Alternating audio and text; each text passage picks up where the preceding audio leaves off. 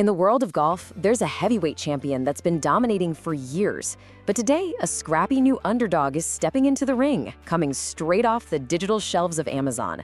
So let's see what happens when these two go head-to-head. Whoa, now that is a bold claim. Slays the ProV1? That's like saying you're gonna knock out the champ in the first round. Let's see if this thing can back up the talk. You got it. Today, we're gonna find out if the hype is real. In one corner, the legend, the Titleist ProV1, and in the other, the challenger from Amazon, the Legato LTX 385. All right, first things first, let's go to the tail of the tape. Before they start trading blows on the course, let's see how these two contenders stack up on paper. This is the pre-fight showdown. First up, the challenger. The Legato LTX 385 comes in at just under $30 a dozen. Right away, that's a really compelling price for what they're promising. And here's the champion. The Titleist ProV1, the ball you see in pretty much every pro's bag, is gonna set you back about $55. We're talking a massive price difference before we've even hit a single shot. Okay, now this is interesting. You look at what the manufacturers claim on the box, and it's kind of hard to tell them apart. Both promise a softer feel, both promise high short game spin. The Legato says it's got a higher flight and is longer, while the ProV1 is known for that mid trajectory. But man, on paper, they're promising a very similar experience. And the similarities don't stop there. When you look under the hood, they're both three-piece balls with a premium urethane cover. Now, that's important. That's tour-level construction we're talking about for both. The visuals are a little different, the alignment aids, a tiny difference in the dimples. But the overall quality, the source says the paint job is very similar. Now for a key tech spec, compression. Think of this as how squishy the ball is at impact. The Legato comes in at 85, which the source calls a Goldilocks number. Not too hard, not too soft, kind of just right. It's actually the same as a lot of other top-tier balls. The ProV1 is just a little firmer at 90, so we'll see if that tiny difference actually matters for feel and performance.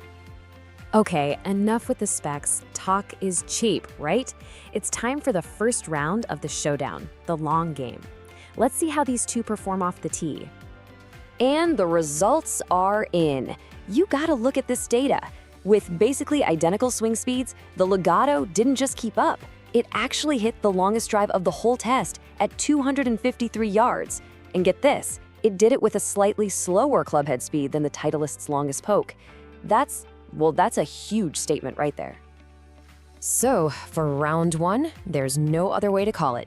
It's a draw. The challenger from Amazon went absolutely toe-to-toe with the gold standard and proved it has the horsepower to compete on pure distance. Okay, now for the approach game. I mean, distance is cool, but control and feel, that's where the game is really won or lost. This is round two, finesse and feel.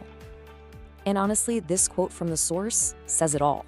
When it came to just the pure feel of hitting iron shots, the feedback was identical. I cannot tell the difference. That's a massive point for the challenger. And the data totally backs up that feeling. Hitting 8 irons into the green, both balls showed some incredible stopping power. A ProV1 skipped forward just a couple feet, a Legato actually spun back a little. The conclusion? It's just about impossible to tell the difference in performance. So the verdict for round two is in, and it's another draw. On feel, on spin, these two are basically indistinguishable. This underdog is just refusing to give an inch. All right, we've looked at the specs, we've tested them head-to-head on the course, and now it is time for the final verdict. Let's go to the scorecards and see who the winner is. But wait, first, there's a critical question we have to ask. Does a cheaper price tag mean you're getting a cheaper quality ball that's gonna scuff up after 3 holes? Well, not here. The source confirms the Legato's urethane cover holds up extremely well, just like any other tour quality ball. It'll easily last you a full round. And that brings us to the final scorecard. When you break it all down, the results are, well, they're kind of stunning. On distance, it's a draw. On feel, a draw. On spin, yep, you guessed it, a draw. But on the one category where there is a massive difference, price, the Legato is the clear runaway winner. So this all brings us to the ultimate question. When a ball that costs almost half the price performs identically to the industry standard, what are you really paying for? Is it a measurable difference in performance, or is it just the name printed on the side of the ball?